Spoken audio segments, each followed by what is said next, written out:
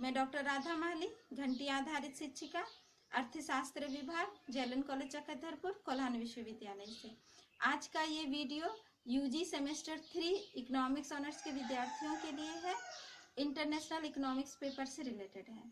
आज के इस वीडियो में हम लोग सीखेंगे कि आयात कोटा, इसका प्रभाव कैसे पड़ता है। हम लोग आज जानेंगे कि आंशिक संतुलन के अंतर्गत आयात कोटा के प्रभाव की गणना कैसे की जाती है। जिस तरह मैंने अभी से पहले के वीडियो में आप लोगों को बताया था कि आयात कोटा के अलग अलग प्रभाव पड़ते हैं, तो हम लोग यहाँ देखेंगे कि आयात कोटा का कीमत प्रभाव, संरक्षण प्रभाव, राजस्व प्रभाव, उपभोग प्रभाव, भुगतान संतुलन पर क्या प्रभाव पड़ता है और पुनर्वितरण पर इसका क्या प्रभाव पड़ता है। तो इस तरह से हम लोग आज के इस वीडियो में जानेंगे कि आयात कोटा का आंशिक संतुलन के अंतर्गत इसका क्या प्रभाव है। आइए हम लोग इसे एक ग्राफ के माध्यम से समझने का प्रयास करते हैं।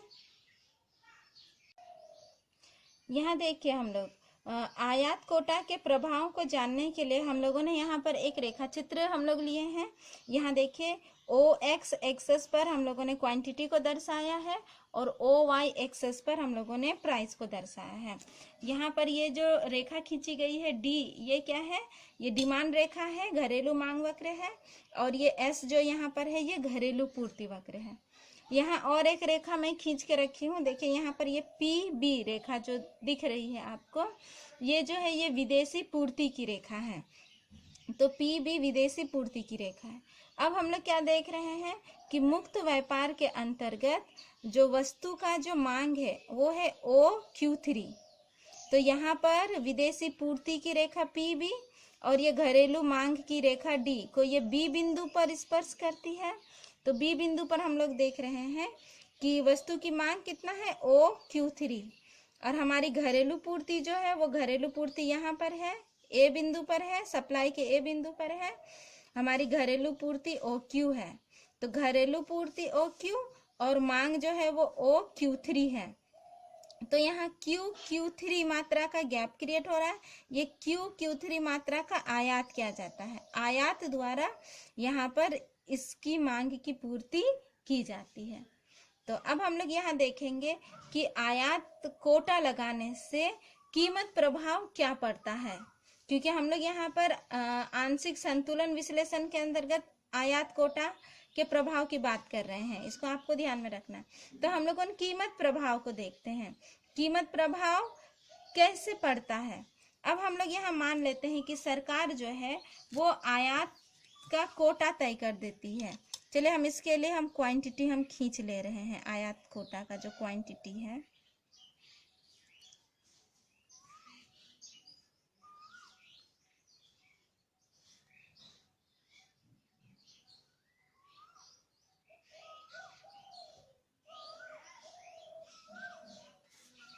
यहाँ देखिए, अब यहाँ पर स्मॉल ए में लिखी हुई हूँ।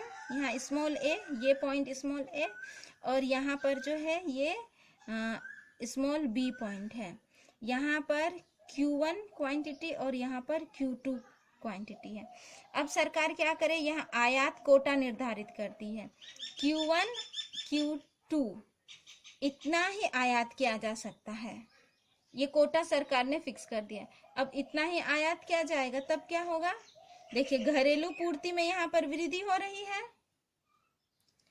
घरेलू पूर्ति भी बढ़ जा रही है क्योंकि सरकार जो यहाँ पर कोटा लगा दी। नतीजा क्या होगा? जो घरेलू पूर्ति की जो रेखा थी वो शिफ्ट हो जाएगी दाहिनी ओर। चलिए हम लोग इसको शिफ्ट कर देते हैं। इस तरह से घरेलू पूर्ति की रेखा शिफ्ट हो गई और ये बन गई S+Q। घरेलू पूर्ति की रेखा पुराने डिमांड वक्र को यहाँ N बिंदु पर ये स्पर्श कर रही है। तो अब हम लोग यहाँ पर क्या देख रहे हैं कि सरकार जब Q1 Q2 मात्रा में कोटा तय कर दी है, तो इससे क्या हो गया? हमारी घरेलू पूर्ति जो है वो घरेलू पूर्ति बढ़ के S+Q हो गई और पूर्ति की रेखा शिफ्ट हो गई। अब डिमांड यहाँ पर है और पूर्ति उसको N बिंदु पर काट रही है। तो अब कीमत का निर्धारण कितना हो गया?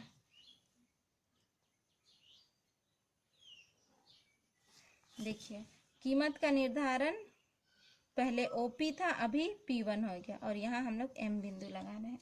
तो इस तरह हम लोग देख रहे हैं कि जब सरकार Q1 और Q2 मात्रा में आयात कोटा फिक्स कर दी तो हमारा घरेलू पूर्ति बढ़ गया, और घरेलू पूर्ति बढ़ गया और साथ में कीमत में भी वृद्धि हो गई।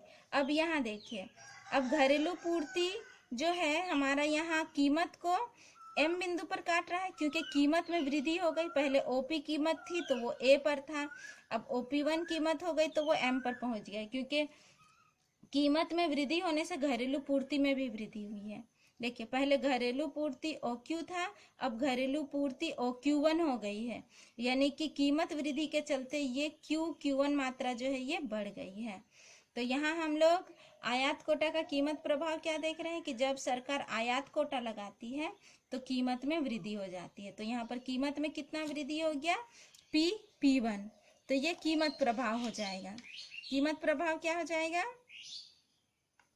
कीमत प्रभाव ये हो जाएगा, कीमत में वृद्धि, कितना वृद्धि हुई है, P1 के बराबर। अब हम लोग नेक्स्ट देखेंगे कि उपभोग प्रभाव क्या पड़ता है और संरक्षण प्रभाव क्या पड़ता है। सबसे पहले तो हम लोग संरक्षण प्रभाव देखते हैं। देखिए जब सरकार यहाँ पर आयात कोटा Q1 और Q2 ये मात्रा फिक्स कर दी तो इतना हिस्सा हमारे देश को जो है विदेशी प्रतियोगिता का सामना नहीं करना पड़ रहा है, इतना हिस्सा का प्रोडक्ट को, तो इतना हिस्सा का उत्पादन को संरक्षण प्राप्त होता है। तो Q1 मात्रा जो है ये संरक्षण प्रभाव है, हम लोग यहाँ पर लिख सकते हैं संरक्षण प्रभाव। तो संरक्षण प्रभाव क्या है, Q1 क्वांटिटी जो है ये संरक्षण प्रभाव है, ठीक है, क्योंकि यहाँ पर सरकार इतना हिस्सा को संरक्षण दे रही है कि नहीं इतना का ही आयात होगा, इतना हिस्सा जो है वो घरेलू पूर्ति द्वारा वस्तुओं की पूर्ति की जाएगी या घरेलू उत्पादन के द्वारा वस्तुओं की पूर्ति की जाएगी। पहले घरेलू उत्पादन OQ था और अभी फिर Q1 बढ़ गया। तो इस तरह से संरक्षण प्रभाव ये मिल गया, क्योंकि संरक्षण प्रभाव के द्वारा आयात वस्तु से अब इस क्वांटिटी का प्रोडक्ट को यहाँ प्रतियोगिता का सामना नहीं करना पड़ रहा, तो ये संरक्षण प्रभाव हुआ। अब हम लोग देखेंगे उपभोग प्रभाव क्या हो। जब सरकार Q1 Q2 के मात्रा में आयात कोटा फिक्स कर दी तो आयात कोटा फिक्स करने के परिणाम स्वरूप क्या हो गया, कीमत बढ़ गई।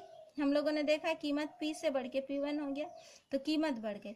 तो जैसे ही कीमत में वृद्धि हो जाती है तो मांग जो है वो कम हो जाती है। देखिए पहले कितना मांग था, OQ3 मांग था, कुल मांग, और उसके बाद अब कुल मांग कितना हो गया है, OQ2, यानी कि Q2 जो है ये कुल मांग हो गया है। तो यहाँ क्या हो गया, मांग में कमी हो गई, यानी कि उपभोग में कमी हो गई, ये हो गया उपभोग प्रभाव। तो हम लोग उपभोग प्रभाव लिखेंगे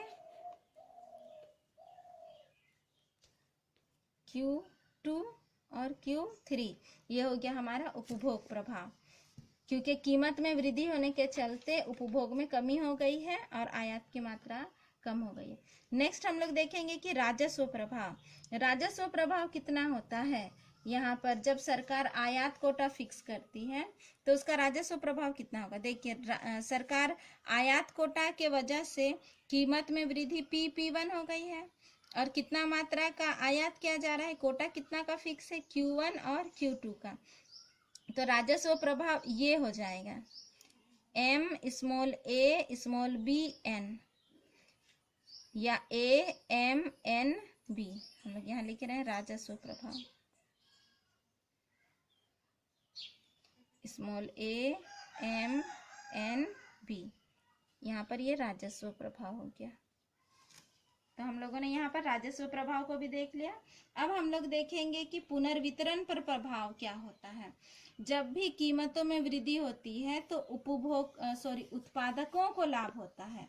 कीमतों में वृद्धि होने के चलते क्या होता है, जो उपभोक्ताओं को उपभोक्ता की जो बचत प्राप्त हो रही थी उस बचत की मात्रा कम होने लगती है, और वो उपभोक्ताओं का जो बचत है वो शिफ्ट हो जाता है उत्पादकों की ओर। तो इस तरह से कीमतों में वृद्धि होने से उत्पादकों को लाभ मिलता है। यानी कि वो बंट जाता है, वो डिस्ट्रीब्यूट हो जाता है, उपभोक्ताओं से वो चला जाता है उत्पादक की ओर। तो हम यहाँ लिख रहे हैं पुनर्वितरण प्रभाव। पुनर्वितरण प्रभाव क्या हो जाएगा, ये एरिया देखिए P1MA, P1MA, ये जो है ये पुनर्वितरण प्रभाव वाला एरिया को दिखाता है। नेक्स्ट हम लोग देखेंगे कि भुगतान संतुलन पर इसका क्या प्रभाव पड़ रहा है। देखिए पहले यहाँ देखिए, जब आयात कोटा सरकार फिक्स नहीं की थी तो उस समय कितना मात्रा का आयात हो रहा था, Q3 मात्रा का आयात हो रहा था।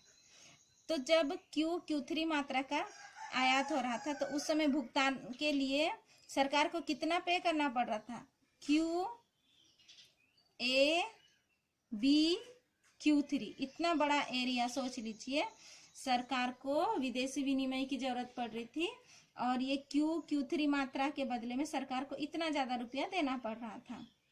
अब क्या हो गया, जब सरकार कोटा फिक्स कर दी, सरकार यहाँ पर Q1 के बराबर कोटा फिक्स कर दी, तो अब भुगतान संतुलन के लिए सरकार को कितना देना पड़ रहा है, Q1A-B और Q2, तो ये देना पड़ रहा है। तो इस तरह से भुगतान संतुलन भी जो है घट गया, तो सरकार का विदेशी विनिमय जो था वो भी घट गया। तो इससे क्या बेनिफिट होता है कि जब सरकार आयात कोटा फिक्स कर देती है और कम वस्तु का आयात होता है तो विदेशी विनिमय के लिए हम लोग को कम मुद्राओं का भुगतान करना पड़ता है। तो ये जो हमारा जो बच गया क्वांटिटी, यहाँ पर जितना मात्रा हम लोग यहाँ पर कम कर दिए, और जो जिसके चलते हमारा जो पैसा बच गया, देश का करेंसी बच गया, उस करेंसी को कहाँ यूज किया जा सकता है, हमारे देश में जो भी घरेलू वस्तुओं का उत्पादन हुआ है उनको खरीदने में उनका प्रयोग किया जा सकता है, या निर्यात उद्योगों को बढ़ावा देने के लिए हम लोग इसका इस्तेमाल कर सकते हैं। तो इस तरह भुगतान संतुलन से जो पैसा बच जा रहा है हमारा, उस पैसे को हम लोग घर में लगा सकते हैं। तो आयात कोटा लगाने का एक प्रमुख उद्देश्य ये भी है कि आयात की मात्रा को नियंत्रित करें। हमेशा सरकार को ये कोशिश करना चाहिए कि हमारा आयात जो है वो निर्यात से ज़्यादा ना हो, नहीं तो भुगतान संतुलन जो है वो असंतुलित हो जाता है। तो इस तरह हम लोगों ने देखा कि आयात कोटा लगाने से भुगतान संतुलन पर क्या इसका प्रभाव पड़ रहा है। तो मैं यहाँ लिख रही हूँ, भुगतान संतुलन प्रभाव में क्या हो गया, हम लोगों ने देखा कि अब सरकार को कितना भुगतान करना पड़ रहा है। देखिए Q1 small a small b Q2, इतना मात्रा का ही भुगतान करना पड़ रहा है। तो इस प्रकार हम लोगों ने इस रेखा चित्र के माध्यम से जाना कि जब सरकार आयात कोटा लगाती है तो आंशिक संतुलन के अंतर्गत, यानी कि एक वस्तु, एक मार्केट या एक उद्योग के अंतर्गत आयात कोटा का क्या प्रभाव होता है उसको हम लोग यहाँ पर देख रहे हैं। और आयात कोटा का प्रभाव की व्याख्या जो है हम लोगों ने अलग अलग शीर्षकों के अंतर्गत की, कीमत प्रभाव, संरक्षण प्रभाव, उपभोग प्रभाव, राजस्व प्रभाव, पुनर्वितरण प्रभाव और भुगतान संतुलन पर क्या इसका प्रभाव पड़ता है। तो इस तरह आज के इस वीडियो में हम लोगों ने कोटा के प्रमुख प्रभावों के बारे में चर्चा की। तो आज के लिए इतना ही, अगले वीडियो में मैं फिर आऊँगी, तब तक के लिए धन्यवाद।